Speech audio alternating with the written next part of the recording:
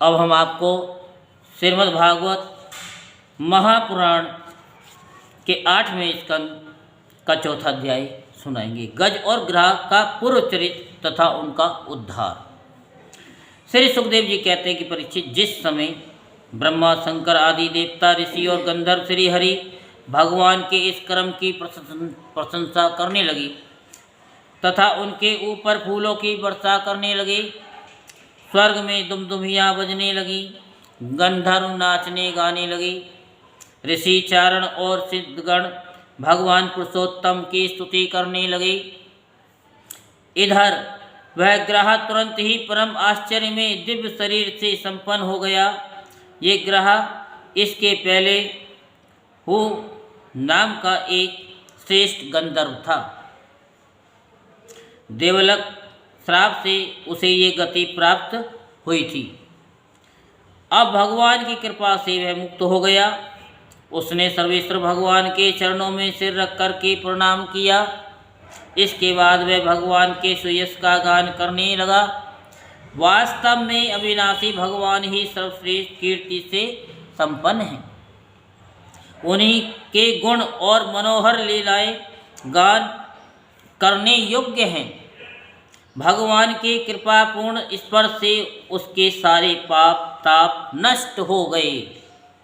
उसने भगवान की परिक्रमा करके उनके चरणों में प्रणाम किया और सबके देखते देखते अपने लोक की यात्रा की।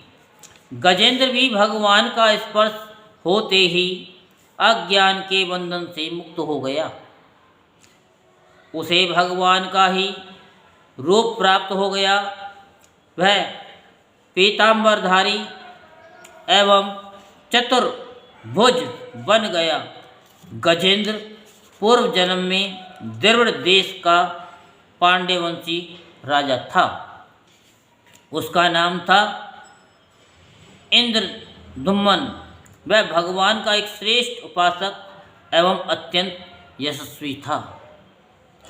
एक बार राजा इंद्रद्युम्न राजपाट छोड़कर मल्य पर्वत पर रहने लगे थे। उन्होंने जटाएं बढ़ा ली थी, तपस्वी का वेश धारण कर लिया। एक दिन स्नान के बाद पूजा के समय मन को एकाग्र करके एवं मौन वृत्ति होकर वे सर्वशक्तिमान भगवान की आराधना कर रहे थे। उसी समय देवयोग से परम यशस्वी अगस्त्य मुनि अपनी शिष्य मंडली के साथ वहाँ आ पहुँचे। उन्होंने देखा कि ये प्रजा पालन और गृहस्थोचित अतिथि सेवा आदि धर्म का परित्याग करके तपस्वियों की तरह एकांत में चुपचाप बैठकर उपासना कर रहा है। इसलिए वे राजा इंद्रद्युम्न पर क्रुद्ध हो गए। उन्होंने राजा को ये शाप दिया कि इस राजा ने गुरुजनों से शिक्षा नहीं ग्रहण की है, अभिमानवश परोपकार से निवृत्त होकर मनमानी कर रहा है। ब्राह्मणों का अपमान करने वाला यह हाथी के समान जड़ बुद्धि है। इसलिए इसे वही घोर अज्ञान में ही हाथी की योनि प्राप्त हो। श्री सुखदेव जी कहते हैं, परीक्षित, शाप एवं वरदान देने में समर्थ अगस्त्य ऋषि इस प्रकार शाप देकर अपने शिष्य मंडली के साथ वहाँ से चले गए। राज ऋषि इंद्रद्युम्न ने ये समझकर संतोष किया कि ये मेरा प्रारब्ध ही था। इसके बाद आत्मा की विस्मृति करा देने वाली हाथी की योनि उन्हें प्राप्त हुई। परंतु भगवान की आराधना का ऐसा प्रभाव है कि हाथी होने पर भी उन्हें भगवान की स्मृति हो ही गई। भगवान श्री हरि ने इस प्रकार गजेंद्र का उद्धार करके उसे अपना पार्षद बना लिया।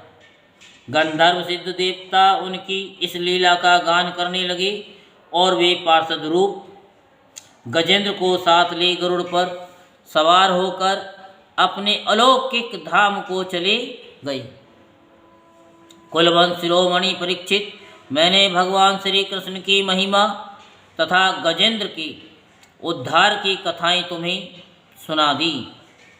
ये प्रसंग सुनने वालों के कलिमल और दुख सपन को मिटाने वाला एवं यश उन्नति और स्वर्ग देने वाला है। इसी से कल्याणकामी द्विजगण दो सपन आदि की शांति के लिए प्रातःकाल जगते ही पवित्र होकर इसका पाठ करते हैं। तो परीक्षित गजेंद्र की स्तुति से प्रसन्न होकर सर्वव्यापक एवं सर्वभूत स्वरूप श्री हरि भगवान ने सब लोगों के सामने ही उसे ये बात कही थी। श्री भगवान ने कहा कि जो लोग रात के पिछले पहर में उठकर इंद्रिय निग्रह पूर्वक एकाग्र चित्त से मेरा तेरा तथा इस सरोवर पर्वत एवं कंदरावन बैत कीचक और बांस के झुरमुट यहाँ के दिव्य वृक्ष तथा पर्वत शिखर मेरे ब्रह्मा जी और शिव जी के निवास स्थान मेरे प्यारे धाम क्षीर सागर प्रकाश में श्वेतद्वीप श्रीवत्स कौस्तुभमणि वनमाला मेरी कोमोदो की गदा सुदर्शन चक्र पांच जन शंख पक्षीराज गरुड़ मेरे सूक्ष्म कला स्वरूप शेष जी मेरे आश्रय में रहने वाली लक्ष्मी देवी ब्रह्मा जी देवऋषि नारद शंकर जी तथा भक्तराज प्रहलाद मत्स्य कश्यप बराह आदि अवतारों में किए हुए मेरे अनंत पुण्य में चरित्र सूर्य चंद्रमा अग्नि ओंकार सत्य मूल प्रकृति गौ ब्राह्मण अविनाशी सनातन धर्म सोम कश्यप और धर्म की पत्नी दक्ष कन्याएं गंगा सरस्वती अलकनंदा यमुना ऐरावत हाथी भक्त शिरोमणि ध्रुव सात ब्रह्मऋषि और पवित्र कीर्ति नल युधिष्ठिर जनक महापुरुषों का स्मरण करते हैं। वे समस्त पापों से छूट जाते हैं, बड़े से बड़े ऋण से भी मुक्त हो जाते हैं, क्योंकि ये सब के सब मेरे ही रूप हैं। प्यारे गजेंद्र, जो लोग ब्रह्म मुहूर्त में जगकर तुम्हारी की हुई स्तुति से मेरा स्तवन करेंगे, मृत्यु के समय उन्हें मैं निर्मल बुद्धि का दान करूँगा। श्री सुखदेव जी कहते हैं कि परीक्षित, भगवान श्री कृष्ण ने ऐसा कहकर देवताओं को आनंदित करते हुए अपना श्रेष्ठ शंख बजाया और गरुड़ पर सवार हो गए। यहीं पर श्रीमद् भागवत महापुराण के 8वें स्कंद का 4था अध्याय संपूर्ण होता है।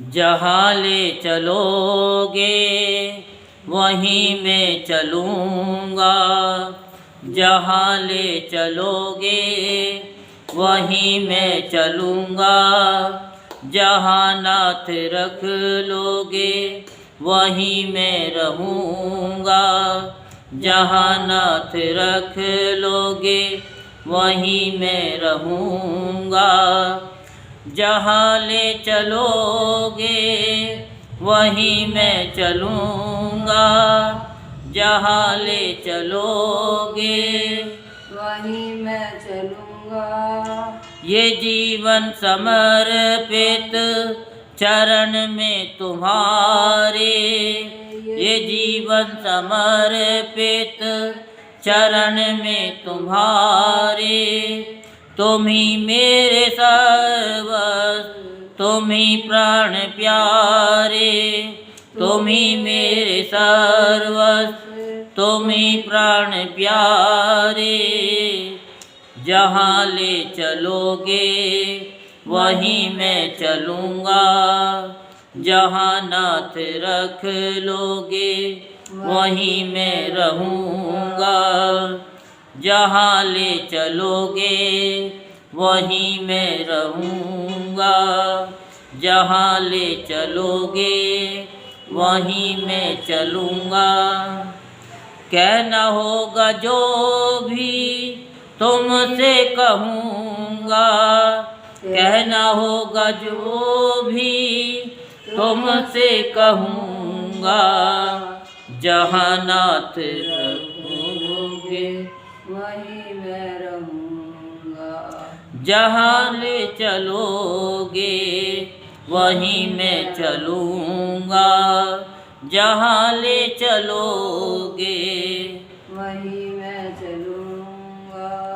न कोई शिकायत न कोई अर्जी, न कोई शिकायत न कोई अर्जी, कर लो करा लो जो भी हो तेरी मर्जी, कर लो करा लो जो भी हो तेरी मर्जी। न कोई न कोई न कोई तुमसे हम शिकायत करेंगे, न कोई न कोई न कोई शिकायत तुमसे करेंगे, न कोई शिकायत न कोई अर्जी, न कोई शिकायत न कोई अर्जी, कर लो करा लो जो भी हो तेरी मर्जी, कर लो करा लो जो भी हो तेरी मर्जी। जहाँ ले चलोगे वहीं मैं चलूँगा, जहाँ ले चलोगे वहीं मैं चलूँगा, जहाँ नाथ रख लोगे वहीं मैं रहूँगा, जहाँ नाथ रख लोगे वहीं मैं रहूँगा। सहाओगे नाथ जो भी हंस के सहूँगा, सहाओगे नाथ जो भी हंस के सहूँगा, जहाँ ले चलोगे वहीं मैं चलूँगा, जहाँ ले चलोगे वहीं मैं चलूँगा, जहाँ नाथ रख लोगे वहीं मैं रहूँगा, जहाँ नाथ रख लोगे वहीं मैं रहूँगा, जहाँ ले चलोगे वहीं मैं चलूँगा, जहाँ ले चलोगे वहीं मैं चलूँगा। कर्म के पुजारी कर्म चाहते हैं और धर्म के पुजारी धर्म चाहते हैं, ना खुशी चाहते हैं न गम चाहते हैं, जो तुम चाहते हो वो हम चाहते हैं। बोल वृंदावन बिहारी लाल की जय। जय जय श्री राधेश्याम, जय जय श्री राधेश्याम, जय जय श्री राधेश्याम।